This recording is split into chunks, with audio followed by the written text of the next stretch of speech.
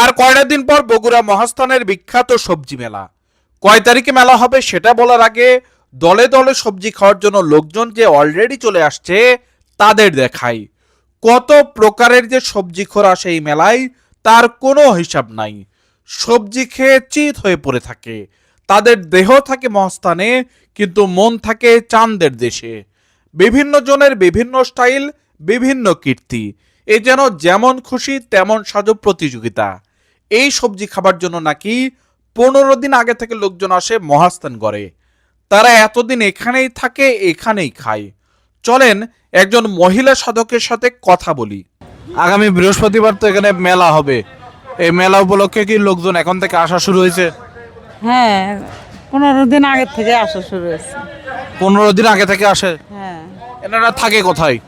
দরবারে আর খাওয়া দাওয়ার ব্যবস্থা? বাবার থেকে। এই যে 15 দিন আগে থেকে লোকজন আসতেছে, কই থেকে আসে এরা? নানান দেশের থেকে এসে, ভারত, বাংলা। ভারত থেকেও আসে? হ্যাঁ, তা ভারত থেকে যারা আসে তারা কি গোপনে আসে না ভিসা ভিসা পাসপোর্ট করে আসে? বেশিয়া পাসপোর্ট করে এসে। করে আসে। এখানে কি হয় ওই বৃহস্পতিবার উপলক্ষে, কি হয় আসলে? বাবার দরবারে কীর্তিকলাপ যা তাই হয়। কীর্তিকলাপ কি সেটাই তো মানুষ জানতে চাচ্ছে। অলির যা কারবার, আমল, ইবাদত, শিক্ষা বিধান এলে দেখাশোন করে। তো আপনারাই তো শুনলেন, অলরেডি দলে দলে সবজি খাতকরা চলে এসেছে। তাদের নানা রং নানা ঢং দেখলে মনে হয় এদের পরিবার পরিজনরা এদের আটকায় না কেন। যাই হোক, বগুড়া মহাস্থানের বিখ্যাত সবজি মেলা আগামী 8 মে বৃহস্পতিবার। গত জুম্মার নামাজে মাজার মসজিদে পুলিশের পক্ষ থেকে বলা হয়েছে এবার সবজি খেতে দেওয়া হবে না।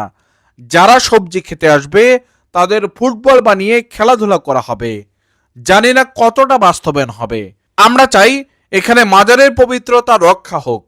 আপনারা যদি আমার সাথে একমত হন তবে ভিডিওটি শেয়ার করবেন।